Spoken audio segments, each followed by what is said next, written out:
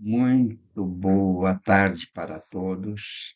Estamos dando início a mais um estudo de O Livro dos Espíritos.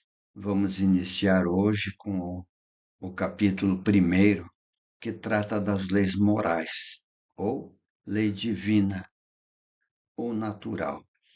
E o primeiro item, caracteres da lei natural. É isso que nós vamos estudar. Então, pessoal, é o seguinte. Iniciamos com o quesito número 614, onde Kardec inquire dos bondosos espíritos o que se deve entender por lei natural. E eles explicam que a lei natural é a lei de Deus. É a única necessária à felicidade do homem, e esta lei indica ao homem o que ele deve fazer ou não fazer. E ele só se torna infeliz porque dela se afasta. Então, esta lei natural, pessoal, ela está inscrita em nossa mente. É através do livre-arbítrio que o homem resolve o que deve fazer ou não fazer. E por não fazer, ele se afasta da lei natural, da lei divina. E é claro que por isso mesmo sofre as consequências. Vejamos na pergunta 615 a continuidade das formulações das perguntas de Kardec. A lei de Deus é eterna? É eterna, é claro. O próprio Deus é eterno e ele criou as leis que regem o universo desde toda a eternidade, desde que ele criou. Ora, é eterna, respondem os espíritos, e imutável. As leis que Deus criou não mudam. É por isso que Deus não faz milagres. Porque tudo que ele fez é perfeito e não precisa mudar nada. Consequentemente, não existe milagre. Embora Deus, se quisesse, poderia fazer isso. Mas então ele estaria voltando atrás daquilo que ele já tinha feito. Significa que ele não fez alguma coisa certa e que tem que retificar. Não. Deus não retifica nada. O que ele fez é eterno, é puro. Vejamos na pergunta seguinte, 616. Deus teria prescrito aos homens, numa época qualquer, aquilo que ele proibiria em outra? Olha a resposta só, meus caros. Deus não se engana. É claro, não se engana mesmo. Os homens, sim, é que são obrigados a modificar as suas leis, que são imperfeitas. É verdade, volta e meia, a nossa Constituição, por exemplo, aqui no Brasil, volta e meia está sendo mudada. Mudada por quê? Porque as leis, à medida que a humanidade evolui, as leis também evoluem. Agora, as de Deus, não. Elas são perfeitas e não precisam de mudança. As leis de Deus, portanto, elas estão em harmonia e regulam todo o universo material e o universo moral, ou seja, o universo espiritual, que se funda nas leis que estabeleceu por toda a eternidade. E aqui nós colocamos esta ilustração, não é? As leis de Deus sempre estiveram disponíveis na natureza para o bom observador. Porque uma coisa é certa: o que o homem não criou só pode ter se criada pelo nosso Pai Celestial. Vamos em frente. No quesito 617, o que as leis divinas abrangem refere-se a mais do que a conduta moral? E os espíritos respondem: todas as leis da natureza são divinas, pois Deus é o autor de todas as coisas. O sábio estuda as leis da matéria, o homem de bem as da alma e as segue, porque não adianta criar leis e não segui-las, especialmente as leis morais trazidas de Deus e trazidas por Jesus, nosso Mestre. Pergunta 617A. É dado ao homem aprofundar umas e outras? Sim, é possível, mas numa só existência não lhe é suficiente para isso. É por isso que nós temos que reencarnar, meus caros amigos e amigas, porque numa existência de 70, 80, 90 anos, nós aprendemos um pouco, mas temos ainda, nossa, tanta coisa ainda para aprender, e é por isso que nós temos que voltar. E nós voltamos, e todo bem intelectual e moral que nós produzimos, esses ficam conosco. Estarão sempre conosco e nós vamos acumulando mais bens e com isso a gente vai evoluindo cada vez mais. E nós colocamos aqui esse novo slide sobre a lei divino-natural. Então, Deus criou as leis físicas e as leis morais. As leis físicas regulam o movimento e relações da matéria, do nosso corpo e de tudo que nos rodeia, que seja de concreto, que seja material. E pelas leis morais, Deus, ele está conosco através dessas leis, através dos nossos semelhantes que nós devemos amar. Então, esta lei, ela é constitutiva para todos. Todos devem se amar, todos devem estar juntos, progredindo individual e coletivamente. E daí Kardec traz um comentário muito judicioso. Kardec diz assim: que são, de fato, alguns anos para se adquirir tudo o que constitui o ser perfeito? Exatamente, é isso aí. Será que em 60, 70 anos nós vamos adquirir todo o conhecimento necessário? Não. Nós vamos conseguir um mínimo, mínimo, mínimo mesmo. Embora não consideremos mais do que a distância que separa o selvagem do homem civilizado, veja bem, tem seres que estão encarnando pela primeira vez nos mundos materiais. Seus conhecimentos são reduzidos. Então, há uma distância entre os seres mais evoluídos, digamos nós que ainda temos um pouco de evolução, temos uma grande diferença com eles, assim como nós temos uma diferença gigantesca entre os seres mais evoluídos. Assim como é grande a diferença que existe entre nós e Jesus. Então, é tudo relativo. Não tem nada fixo na natureza de Deus. Então, segue Kardec, a mais longa existência possível é insuficiente e com mais forte razão quando ela é abreviada, como acontece em grande número. É verdade. Nas guerras, quantos são consumidos pela morte e deixaram de prosseguir? Aqueles que suicidam, os desastres, quanto e quanto a gente desencarna antes do tempo, portanto, não conseguiu adquirir aquele mínimo necessário para a encarnação. Então, essas leis divinas, umas regulam o movimento e as relações da matéria bruta, são as chamadas leis físicas, e o seu estudo, é claro, pertence ao domínio da ciência. A ciência estuda as leis materiais. As outras leis, as morais, concernem especialmente ao homem e as suas relações com Deus e com os seus semelhantes. Compreendem regras da vida do corpo e as da vida da alma, são as chamadas leis morais que nós vamos passar a estudar agora. E na 618, as leis divinas são as mesmas para todos os mundos? Respondem os espíritos.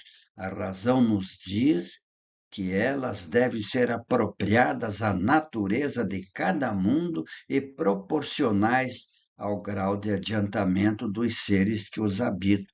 É lógico, perfeitamente racional. Em cada mundo material inferior ou superior ao mundo em que vivemos, tem leis que estão apropriadas e reguladas para orientar a vida das criaturas. Portanto, elas são proporcionais ao grau de adiantamento em que se encontram esses mundos.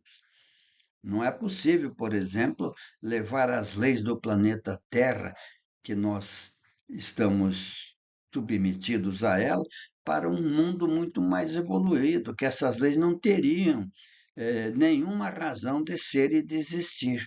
Então, tudo é proporcional. E, como nós dissemos, relativo. E colocamos aqui essa ilustração da lei divina, os caracteres da lei natural. As leis físicas regem a matéria, e a matéria está sujeita à ciência que estuda a matéria. E as leis morais, elas estão relativas com Deus e seus semelhantes. Portanto, tem que haver unidade e universalidade.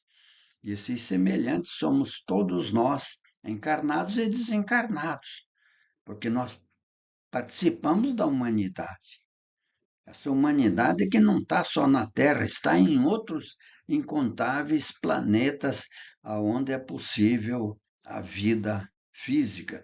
Recentemente, só para lembrar, para vocês imaginarem o tamanho desse universo que não tem fim. Recentemente, os astrônomos descobriram uma nova galáxia gigante, porque as galáxias em geral, especialmente a nossa aqui da Via Láctea, ela tem mais ou menos 200 bilhões de astros, de toda espécie, sóis, luas, planetas, etc. Descobriram uma, eu até tinha anotado aqui, ela é designada por letras e números. Esta gigantesca galáxia tem 100 trilhões, veja bem, trilhões de mundos. E daí a gente pergunta, por que será que Deus criou essas coisas incontáveis? Será que é só para a diversão de Deus? Vamos duvidar da inteligência de Deus? É claro que se criou tem algum motivo, alguma coisa tem que ter.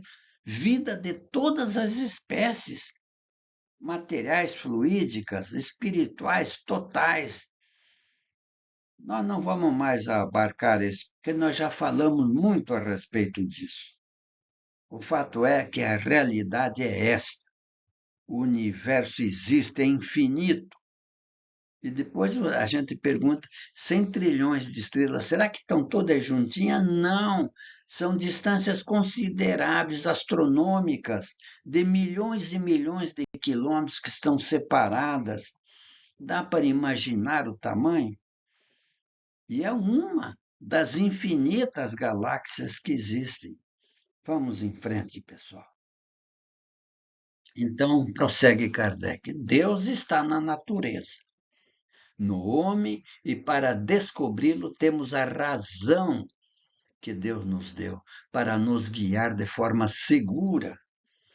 Vamos exemplificar com a questão 4 do Livro dos Espíritos, codificado por Allan Kardec.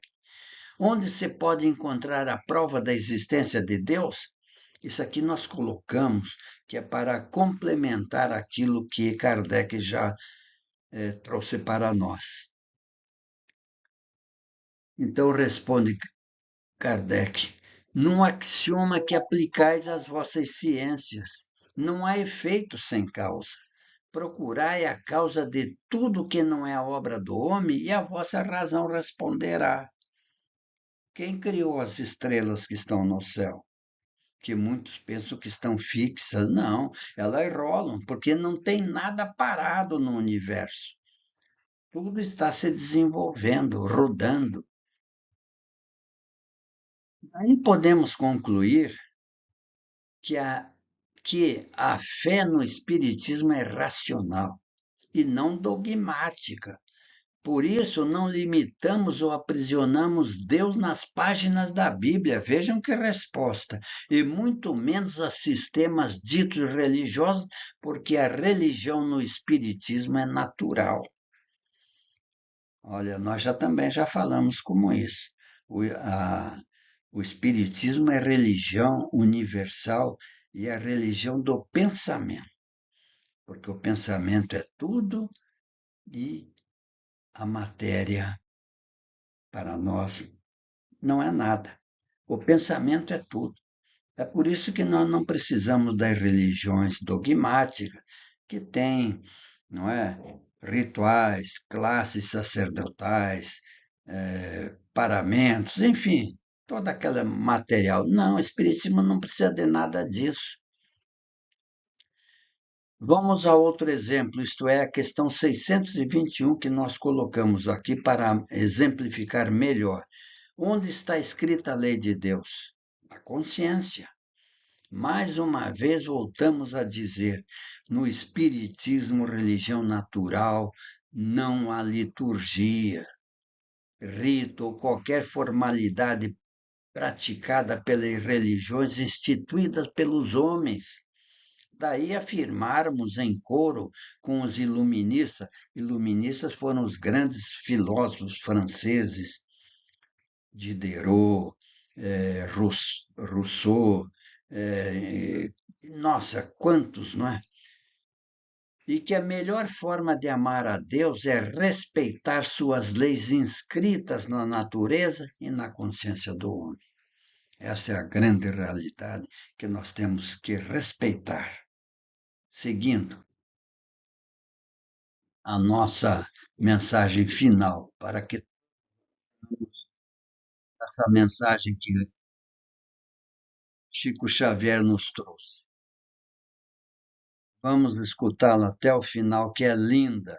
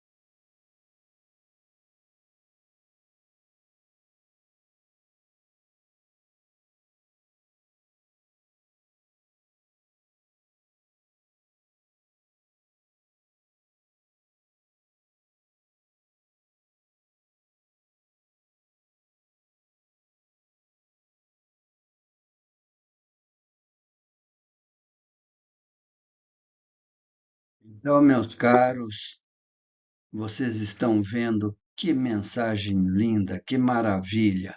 Então, nós terminamos. Agradeço de coração a todos vocês. Estaremos juntos novamente na próxima quinta-feira.